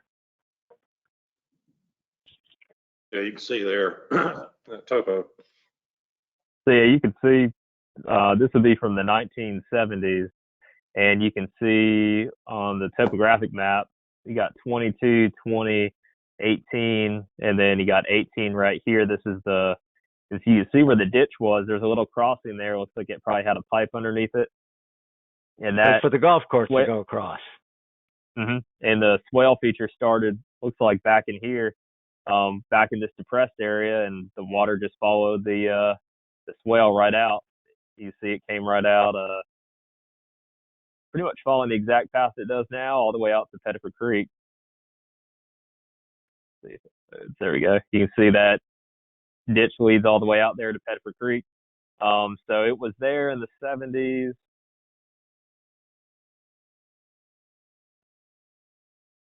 It was there in the 80s. Yeah.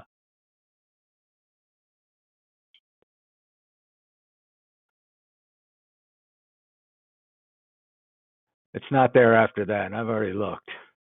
Yeah, and then in 2004. Yeah, it was already in there. So when I came to the town board, I was actually on the planning board at the time. One of the very first things I asked Buddy Do about the drainage problems here, and that's the first place he took. And he showed me exactly what we're looking at right now. And he says, this is a problem. He says, when they put that pipe in there, they didn't get it right. Now, there's one of the pipes is inverted. In other words, the inlet is higher than the outlet because of somebody just messed up when they did that. but still the water will flow through that pipe. When you add the swale above it, you got two choices for the water to take. You got the water to take the pipe, from the pipe that comes between the two lots down there. Show them where it comes through the pipe, Zach, with your little arrow. Yeah, so between it would 119 and 121. yeah, so it follows, Yeah, right there. yeah, between these two lots here. Let's see. Get a pot line. Yeah, everything seemed to be flowing good once you got over on that side. Here again, we may need to look in the future to maybe clear some trees out, just make sure we don't have any root intrusion creating any issues. Yeah, I was up there again today, Mayor, for about the 8th time, and we could do a little maintenance on that ditch through there. It's kind of silted in a little bit, but water flows nonstop through that pipe and gets into the system. It's only when it's inundated that that pipe, and probably because it was clogged, it was flowing about, with the clog in there, maybe 10 to 20% of the flow was going through, and it may do much better now. But a swale is so economical, and you sod that thing and make it about 20 feet wide so that a golf ball will roll through it. You're done forever. Yeah, you could do it like at least a 2-to-1 sloping on that, and I think that would be sufficient. And the golf course could go across it, and there shouldn't be any issues. So I guess the thing is like I say, I want to make sure we're doing everything we can do. Evidently, the golf course is assuming a lot of responsibility with that pipe. If it clogged up again, we have another issue. But I just want to let people of this town, especially those on Sutton Drive, know we're doing everything we can. And so I'll put a consensus to you guys that we send the letter back to the golf course saying that, let's get a price on doing this swell. And if y'all would just drop that issue of this water policing of these Florida heat systems, we'll be more than happy to cooperate and get this thing done. Mayor, I totally agree with you on your approach to it, Mayor Baker. Mayor, I would say just one thing. Don't worry about the heat pumps. It's just not an issue. Anybody who can do the calculations would tell you that. But I'm not so sure they're not abdicating responsibility, and that we should say, hey, here's a solution. Are you going to do it? If not, then come back to the table. And if we want to meet them part way just to help those people out, that would be the backup in my mind. Okay. I know this is public now. Right. Well, we got to keep, to me, it's just, we got to, that whole water pump situation doesn't even be part of the conversation. I just want to reach out again to the golf course, and once, if we can get past that, I think we can work something out.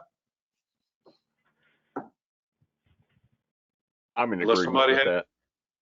Okay, unless somebody has an objection, then I'll task Zach, if you don't mind. We can just put an email or a letter together stating that we want to help. We want to get it done. That's the only thing I say is if we can get rid of that one thing that they are adamant about, then get that out of the way and we can do some work here. Unless I hear anything negative, we'll go from there and see what kind of response we get. Let's do it. Any other comments? Mayor, Go ahead. just taking it one step further. Zach has kind of approached me, showed the engineering drawings that show the solution that we're talking about, and there's other solutions, and they haven't stepped to the plate. I feel badly for the town as a whole that they were abdicating responsibility for and asking the town to solve what is their problem on their property. Well, without their cooperation, we can't just go digging on their property. Now, we did that one time, but that was because somebody's house was getting ready to flood it, and we didn't really have the right to do that. But I would do it again, just for that particular situation. But going forward, they're taking responsibility. I just want to make sure we're doing everything we can, and I think this is a good start, and we'll see what happens. So unless anybody has any objection to it, we'll start from there.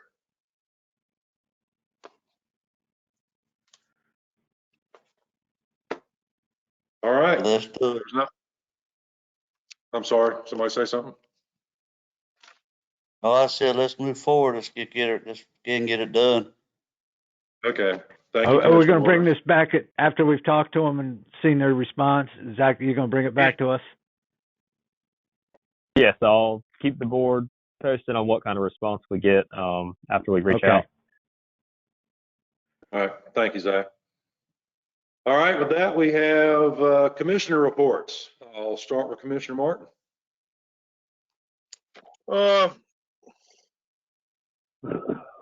This is more informational, has nothing to do with the town. As for our former Marines that live here. We lost a great Marine this past weekend, and former heavyweight champion Leon Spinks, who was a friend of mine. I served with him in 1973 to 1976 at Camp Lejeune. He's the only man to ever strip Muhammad Ali of the crown in the ring. He won a gold medal in the Olympics.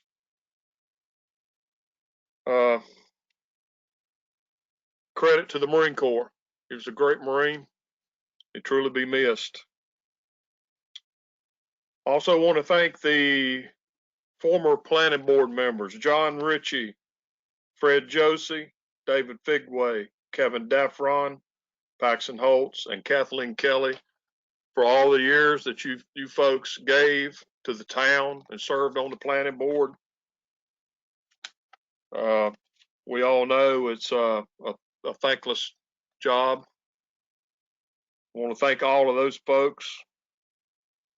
And I got to share one quick story with you guys. I know it's getting late, but first time I met Leon Spinks, I boxed a little bit for a police department. Back in the day, local police departments had boxing teams, and I boxed a little bit. I wasn't worth a crap, but met Leon and was talking to the coach of the Marine Corps boxing team, and I said, "How do you get on the team?" He said, "Well, you see that guy in the ring, and he said, you last one round with him, we'll put you on the team."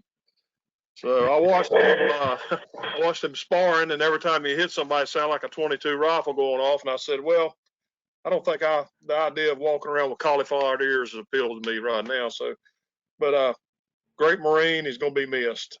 That's all.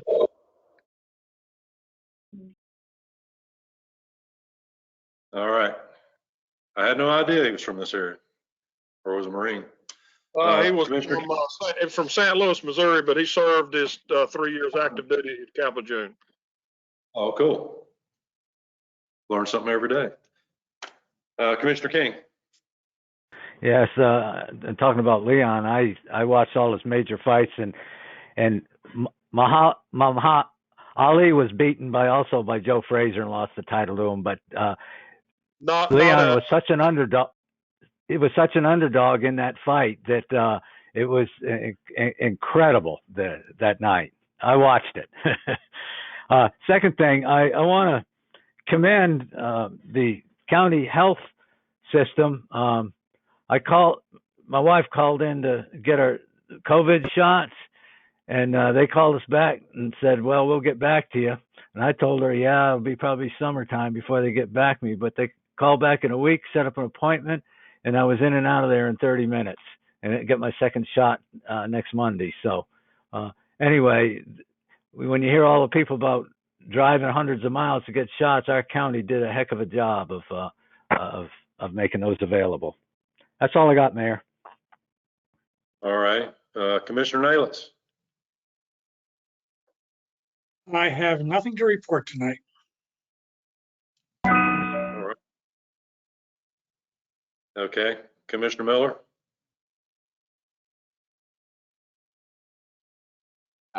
I just want to thank all the town staff for everything they're doing to keep this town going, and to thank Commissioner Martin for confirming that he is older than me when he talked about serving with Leon 73 to 76. I didn't even start my Marine Corps career until 76, so that makes me feel a little good there.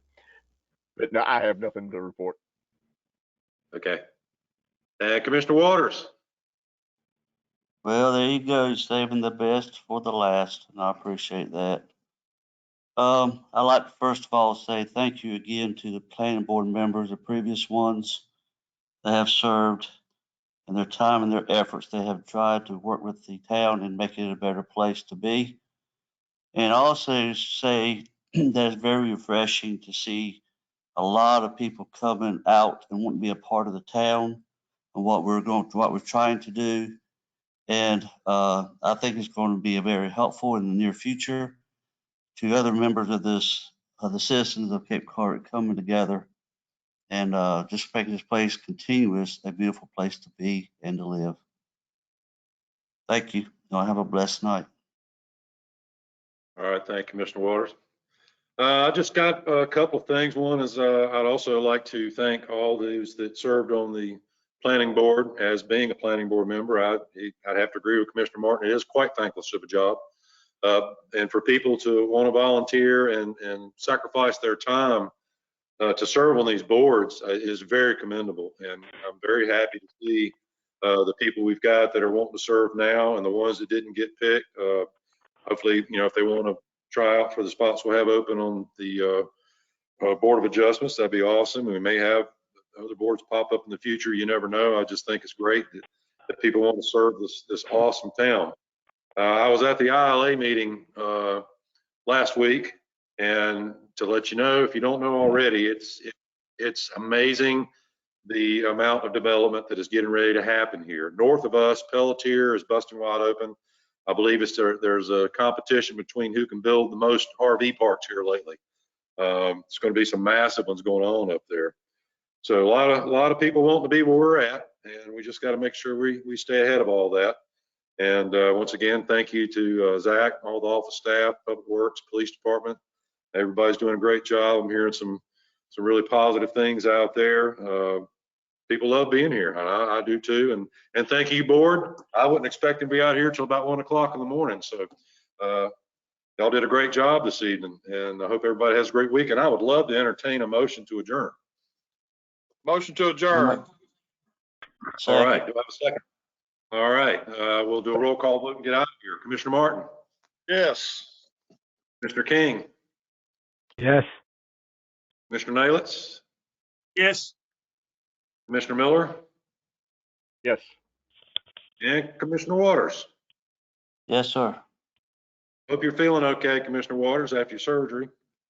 I appreciate it, sir. We're still on the mend, but we'll get there. Thank you. Having your ear work. But anyway, thank you, gentlemen, and all y'all who were participating and watching. Thank you for being here, and I hope everybody has a wonderful week and weekend, and we'll see you next month.